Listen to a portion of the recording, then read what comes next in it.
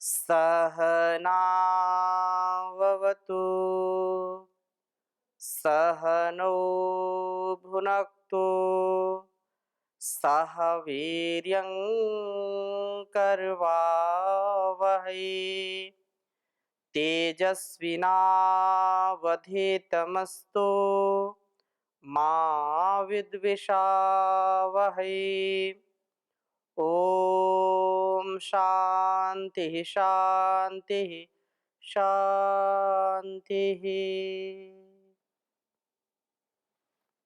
वैदिक जीवन पद्धति में हम ऋग्वेद के प्रथम मंडल के 162वें सूक्त के 8वें मंत्र पर चर्चा कर रहे थे और बहुत ही सुंदर भाव के साथ इस मंत्र का हमने स्वाध्याय किया था। मंत्र का जो अभिप्राय है यदि हमने अपने जीवन में उतार लिया तो जीवन हमारा कभी भी हमारे ऊपर बोझ नहीं बनता। कुछ लोग ऐसा जीवन जीते हैं कि बोझ हो जाता है जीवन।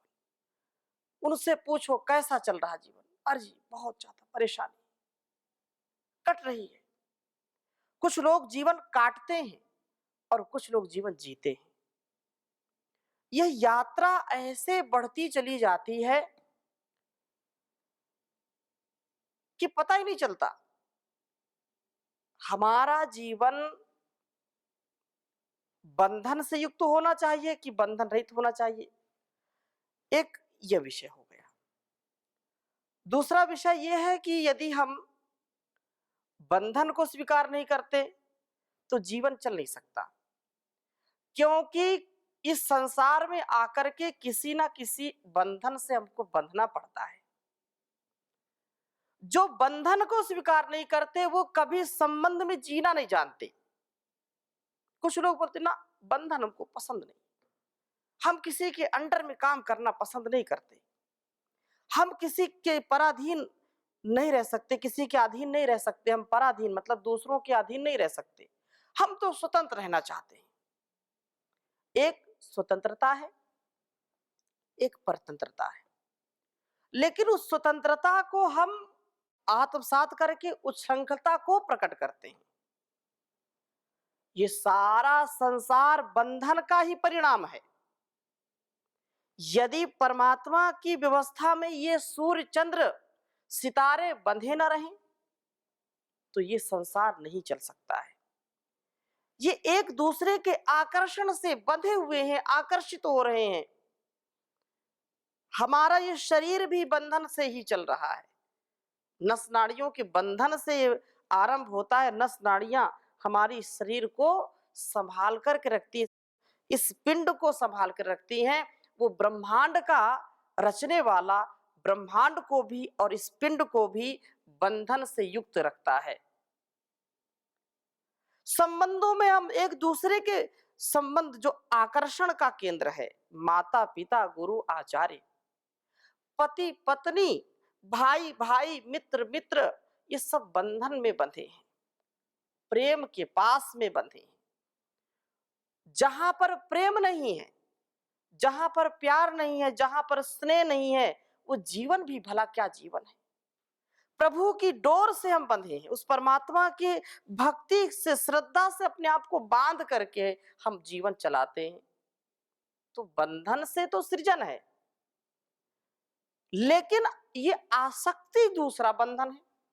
आसक्त नहीं होना, बंधन का मतलब आसक्ति नहीं, बंधन का मतलब यहां पर वो बंधन जो कर्तव्य को हमको सिखाता है, किसके साथ कैसा कर्तव्य, अपने अपने उत्तरदायित्वों को कैसे निभाना है, इसका यह दिग्दर्शन करने वाला वेद मंत्र बहुत ही सुंदर चर्चा है।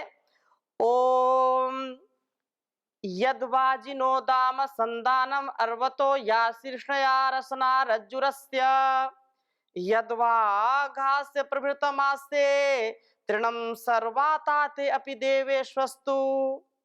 कितना प्रकाश करने वाला है यह मंत्र, हमारे जीवन को व्यवस्थित करने वाला मंत्र, कि हमारा ये वाजिना शक्तिशाली पुरुष की जो अपने आप को धीर गंभीर विद्वान और शक्ति संपन्न मानते हैं, जो अपने आप को जितेंद्रिय मानते हैं, जो अपने आप को बलवान बुद्धिमान शक्तिमान मानते हैं, उनके जीवन में बंधन उनको श्रेष्ठ बनाता है। तो क्या कहा, दाम ग्रीवा बंधु रज्जु है, अर्थात ग्रीवा उनका कंठ, उनका बोलना संयमित हो, युक्त चेष्ट है, वो कभी भी ऐसी कुचेष्टा नहीं करते। और अर्वतः वासनाओं को हिंसित करने वाले का संदानम पाद बंधन है। पदगतों से बनकर पाद जो बताते हैं, तो वहां पर कुचेष्टा नहीं होती, कोई भी गलत क्रिया नहीं होती, किसी कुपंथ का पथ भ्रष्ट होने का कोई ऐसा कार्य नहीं करते जो इस राह पर चलने वाले हैं। इस प्रकार से यह सब गति बड़ी संयत है, कर्मों का युक्त चेष्टा वाला होता है। और या जो अस्य इस संयमी पुरुष की शीर्षया शिरा प्रदेश में होने वाली रज्जु है, अर्थात विचारों में भी यह संयम वाला है। विचार में जिसके कोई ऐसे विचार नहीं आते हैं जो अपने आत्म विघात को चाहने वाला हो, जो अपना अकल्याण चाहने वाला हो, ऐसा कोई भी नहीं है। एंट से लेकर के एलिफेंट तक उनका तो ज्ञान भी इतना नहीं, विवेक नहीं है। तो पशु पक्षी भी कभी अपनी हानि नहीं करना चाहते हैं, अपने समझ के अनुसार, फिर हो जाए तो वो बात अलग है। तो बुद्धिमान जो सबसे ज्यादा जिसको शक्तिशाली उस भगवान ने बनाया है, ऐसा इंसान कैसा अपना अकल्याण चाहेगा, कैसे अपने जीवन को दुखमय सागर में डुबोएगा, नहीं डुबोना चाहता। लेकिन वह व्यक्ति जो अच्छे विचारों से युक्त होगा, अच्छे संस्कारों से युक्त होगा, वो कभी भी ऐसी गलती, ऐसी त्रुटि नहीं करेगा। और यह जो विचार है, जो ज्ञानेंद्रियों को संयत करके पवित्र ज्ञान वाला बनता है, और उसके बंधन का कारण, ये बंधन मतलब उसके ये संयमित विचार आएंगे, विचार गलत नहीं आएंगे। विचारों में संयम होना चाहिए, विचारों को बांध करके रखना चाहिए, एक भी गलत विचार ना आए। बंधन एक बांध खड़ा कर दिया, और अच्छे विचारों का बांध कभी टूटे नहीं। अच्छे विचारों का सदा सर्वदा सम्मान करें, अच्छे अच्छे विचार आते रहें, गलत विचार कभी ना आए। और उन विचारों के साथ साथ अपने शुभ संस्कारों को जगाने का कार्य करते रहें, क्योंकि एक गलत विचार व्यक्ति के मस्तिष्क में आता है तो पूरा जीवन ही नहीं, पूरा जगत तबाह हो जाता है। कोई वैज्ञानिक यदि गलत विचार करे तो राष्ट्र ही नहीं, सारे संसार को तबाह कर देता है। इतने प्रकार के जो आजकल वातावरण पूरे विश्व में है, ये जो हिंसात्मक प्रवृत्तियां हैं, जो स्वार्थ की प्रवृत्ति है, जो लोभ की प्रवृत्ति है, ये कुविचार से ही तो सारा संसार जल रहा है। सारे संसार में जो अफरा तफरी है, सारे संसार में जो युद्ध की स्थिति बनी हुई है, सारे संसार के व्यक्ति जो एक दूसरे का खून चूसना चाहते हैं, उसके पीछे क्या है? कुविचार, कुसंस्कार। और ऐसे कुविचार से युक्त व्यक्ति, कुसंस्कार से युक्त व्यक्ति अपना भी हित नहीं कर पाते और दूसरों की हानि तो करते ही करते हैं। तो वेद माता हमको ये शिक्षा देती है कि हम अपने ज्ञानेंद्रियों को संयत, अपने विचारों में यह संयम वाला है, संयमित रहने वाला है, और ज्ञानेंद्रियों को संयत करके यह पवित्र ज्ञान वाला बनता है। और इसकी जो रचना कटि प्रदेश में होने वाली रज्जु है, यह उदर का संयम है, पेट को संयत करके यह प्रभृतम, ये जो दामोदर बन जाता है।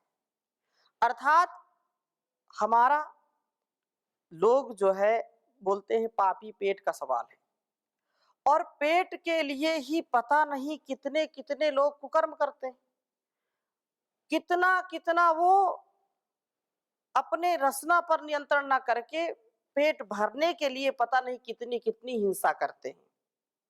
तो इस बात को हमको ध्यान में रखना चाहिए कि हम कंठ, पाद, मस्तिष्क और उदर के संयम को सदा पालने वाले हों। ऐसा नहीं कि कुछ भी हो, हमको पेट भरने से मतलब किसी की हिंसा हो रही है, किसी का जीवन जा रहा है, इससे कोई लेना देना नहीं, केवल अपने पेट भरना अपने को।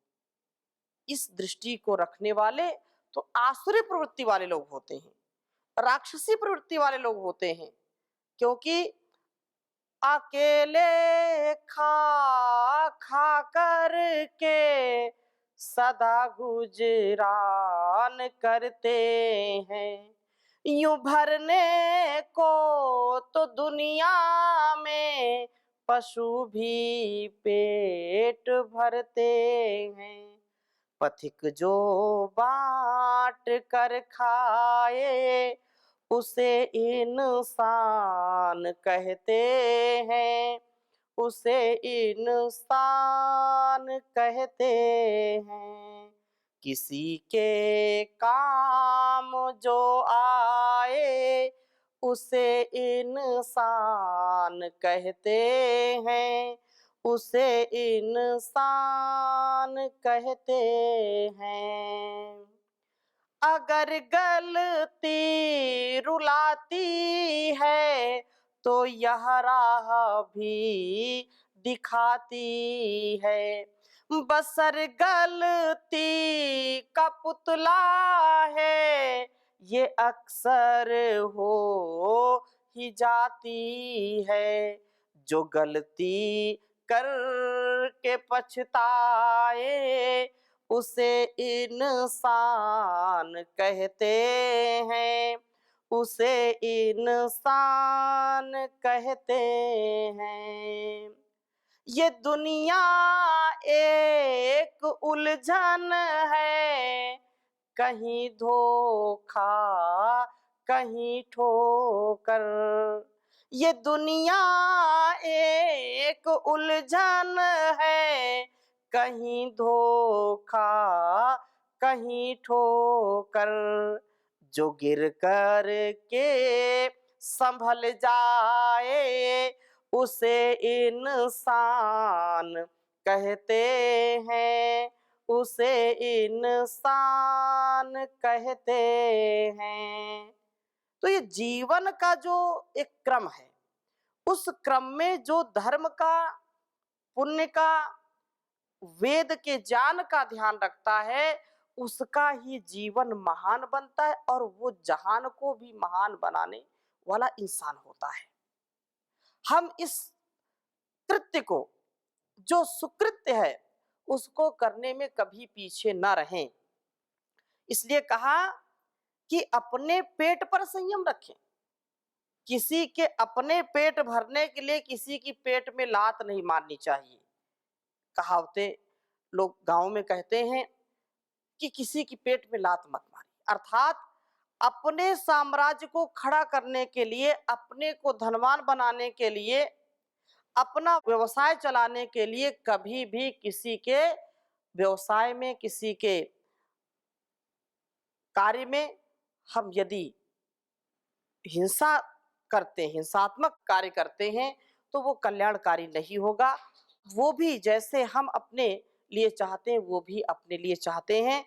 तो अपने पेट को संयमित रखें, उसमें दामोदर सच्चे बन जाएं, अर्थात दूसरों का कल्याण करने वाले हों, दूसरों का भला चाह करके अपना भला चाहने वाले हों। ऐसा ना हो कि अपना ही, क्योंकि असुर्यानाम तेलोका अंधेना तम सावृताः तास्ते प्रेत्यापि गच्छन्ति ये केचात्मनो जनाः। आत्म अनुकूल यदि आचरण नहीं करेंगे और केवल पेट पूजा में ही लगे रहेंगे, पेट के लिए ही पाप करेंगे, तो यह कभी भी ईश्वर हमको माफ नहीं करेगा। इस दृष्टि को हम सदा अपने मन मस्तिष्क में बना के रखें और उदर को भरने के लिए हम कोई अधर्म ना करें, कोई भी ऐसा कार्य ना करें, कोई भी अभक्ष्य पदार्थ ना लें, संयमित जीवन जीने वाले हो। और यत वा घ, और जो निश्चय से अस्य आस्य, इसके मुख में तृणम प्रभृतम, तृण अर्थात वानस्पतिक भोजन ही प्रकर्षण प्राप्त कराया गया है, तो वह तेरी सर्वाता ये सब बातें अपनी बहुत संभव करके देवेशु अस्तु दिव्य गुणों की उत्पत्ति का निमित्त बने। अर्थात जो हमारे मुख में, मुखम आस्य, मुख बोलते, आस्य जो है वो मुख है, तो इसमें तृण प्रभृतम, तृण जो वानस्पतिक अर्थात जो हमारे लिए उस परमात्मा ने खाद्य पदार्थ बनाए हैं, जो फल फूल, जो अन्न औषधि हमारे लिए बनाए हैं, उनका ही हम सेवन करने वाले बने। जो फल फूल कंदमूल हमारे लिए हैं, उससे भिन्न यदि हम पदार्थ खाते हैं, मांस भक्षण करते हैं, तो उससे हमारी बड़ी हानि होगी, उससे हमारी रोग प्रतिरोधक क्षमता समाप्त होगी, क्षीण होगी और हम पाप से युक्त हो जाएंगे। इसलिए वानस्पतिक भोजन से अपने जीवन को दिव्य गुणों से युक्त करें, क्योंकि शाकाहार 100 वर्ष तक जीने की कला।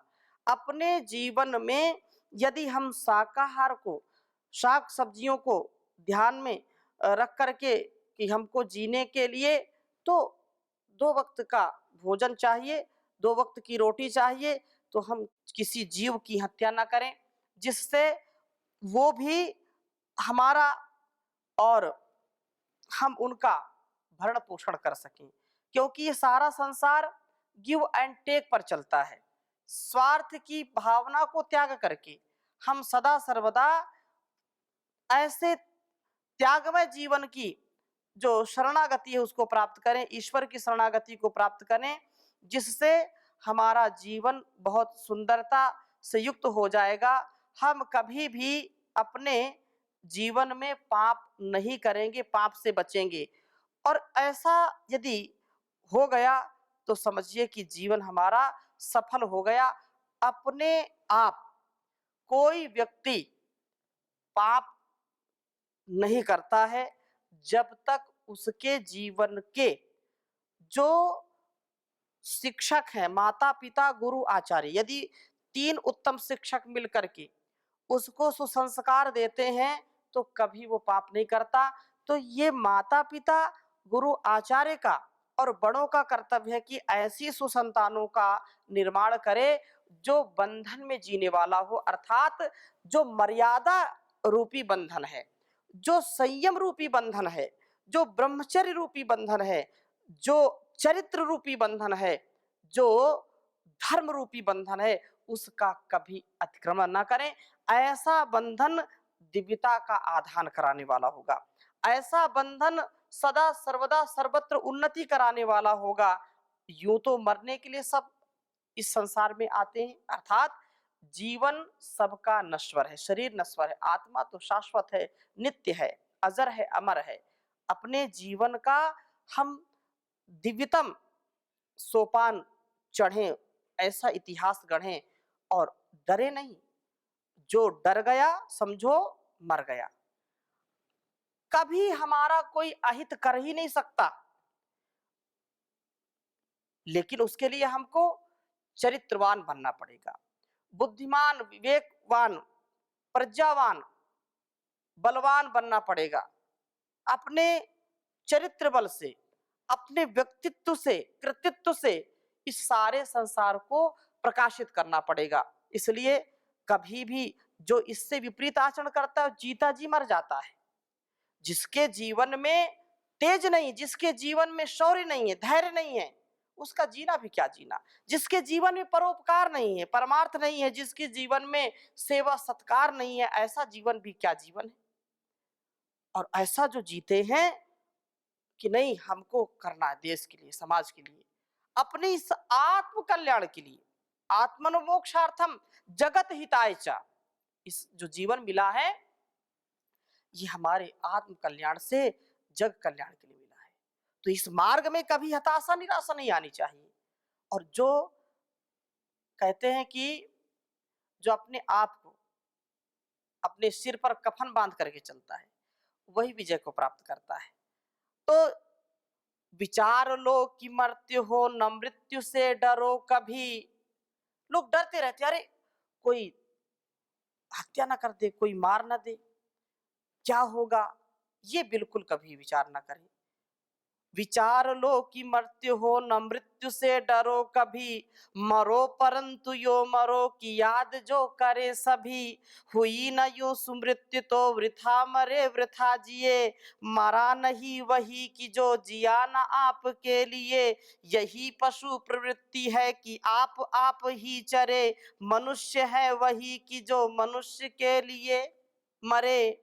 सहानुभूति चाहिए महाविभूति है यहाँ, वशीकृता सदैव बनी हुई स्वयं ही। विरुद्धवाद बुद्ध का दया प्रवाह में बहा, विनीत लोक वर्ग क्या न सामने झुका रहा। अहो वही उदार है परोपकार जो करे, विचार लो कि मृत्यु हो न मृत्यु से डरो कभी, मरो परंतु यो मरो की याद जो करें सभी। चलो अभिष्ट मार्ग से सहर्ष खेलते हुए, विपत्ति विघ्न में जो पड़े उन्हें ढकेलते हुए। घटे न हेल मेल हाँ बढ़े न विभ्रमता कभी, अतर्क एक पंथ के सतर्क पांथ हो सभी। यही समर्थ भाव है कि तारता हुआ तरे, विचार लो कि मृत्यु हो न मृत्यु से डरो कभी, मरो परंतु यो मरो की याद जो करें सभी। ये जो संसार के लिए व्यक्ति अपने जीवन को लगाता है वही संसार में यश कीर्ति पाता, युग युगांतरों तक उसका लोग नाम लेते हैं। तो हम ऐसे विभूति से सुसज्जित हो, ऐसे जीवन को जिए जहां पर कोई क्लेश ना हो, जहां पर कोई भी बाधा आए तो समाप्त होने के लिए आए, पूरा धैर्य पूरा तेज हमारे जीवन में हो और ये बंधन कभी भी टूटे नहीं, ये बंधन कभी भी छूटे नहीं। क्योंकि उस प्रभु का जो आलंबन है, माता पिता गुरु आचार्य का जो आलंबन है, उस आलंबन से जो हम जीवन को दिव्यता की ओर ले जाते हैं उससे बढ़कर के कुछ हो ही नहीं सकता है। अतः हम अपने कंठ से, अपने पाद से अर्थात अपने पैरों को उधर बिल्कुल ना ले जाएं। कहते हैं कि सिर पर बर्फ मुंह में शक्कर, दिल में आग पैर में चक्कर। ये जो दिल दिमाग हमारा संतुलित रहना चाहिए। वेद मंत्र का यही अभिप्राय है कि हमारी वाणी भी शुद्ध हो, परिष्कृत हो, कभी भी इससे कोई ऐसा व्यवहार हम ना करें जो अमर्यादित हो, जो बंधन से युक्त हो करके। देव सविता प्रसव यज्ञम प्रसव यज्ञपतिम भगाय, दिव्यो गंधर्व केतपुः केतन न पुनातु वाचस्पतिर्वाचम न सुदतु। वेद मंत्र कहता है कि हमारा जो बोल चाल हो उस परमपिता परमेश्वर से हम सामर्थ्य पाते हैं। वाचस्पतिर्वाचम न सुदतु, हे वाणियों के स्वामी परमपिता परमेश्वर वाचस्पति, आप मेरी वाणी को रसदार बना दीजिए, कभी भी नीरस ना हो, मिठास हो। और सिर जो मस्तिष्क की बात कही इसमें, तो मस्तिष्क भी ठंडा ठंडा कूल कूल हो, अनुकूल हो, कभी भी प्रतिकूल नहीं होना चाहिए। इसलिए मस्तिष्क और कंठ में मर्यादा हो, ऐसे विचार एक बार भी ना आए जिससे हमारा जीवन नष्ट होने वाला हो, जिससे इस संसार का अकल्याण होने वाला हो। क्योंकि विचार से ही व्यक्ति महान बनता है और विचार से ही वह पतन को प्राप्त होता है। विचार जितने उन्नत होंगे उतना हमारा समाज, हमारा राष्ट्र और सारा संसार उन्नत होगा। यदि विचारों में संकीर्णता आ गई तो कभी भी उन्नति नहीं होती है, व्यक्ति पतन को प्राप्त होता है। बस बैठे बैठे ऐसे गलत विचार आने लगते हैं, और गलत विचार आने से हमारे शरीर में ऐसे विषैले विषयुक्त जो है रसों का एक प्रकार से स्राव होता है। नेगेटिव थॉट्स हमारे अंदर ऐसे हार्मोन्स का सिक्रेशन कराते हैं जो पूरे शरीर को रोग से ग्रस्त कर देते हैं। तो ऐसे जो अंतःस्रावी ग्रंथियां हैं, उनमें सकारात्मक ऊर्जा के साथ जो अच्छे सच्चे विचार हैं, उनकी मर्यादा में हम रहें, और हमारा कदम कभी भी गलत राह पर न जाए। अग्ने नय सुपथाराये, अस्मान विश्वान देव वयुनान विद्वान। ये जो हमारी यात्रा है ना, तो यात्रा अच्छे सुमार्ग से, सुपथ से जाए, तथा हम अपने मतलब अपना भी जीवन चलाना, दूसरों के लिए भी जिए और जीने दें। किसी का हक कभी ना दबाएं। सबके लिए, सबके साथ, सबके पास उन्नति का साधन जो परमात्मा ने दिया है उसको करें, और सात्विक आहार लें। ये अंतिम बात कही इसमें, सात्विक आहार लेकर के वो देता है, सब कुछ दिया है उसने, तो ऐसा जीवन जी करके हम बहुत ही उन्नत जीवन जिएंगे। इन्हीं शुभकामनाओं के साथ आज की कक्षा को यहीं पर विराम देते हैं। शेष चर्चा नए मंत्र के साथ अगली कक्षा में करेंगे। ओम शांति शांति शांति।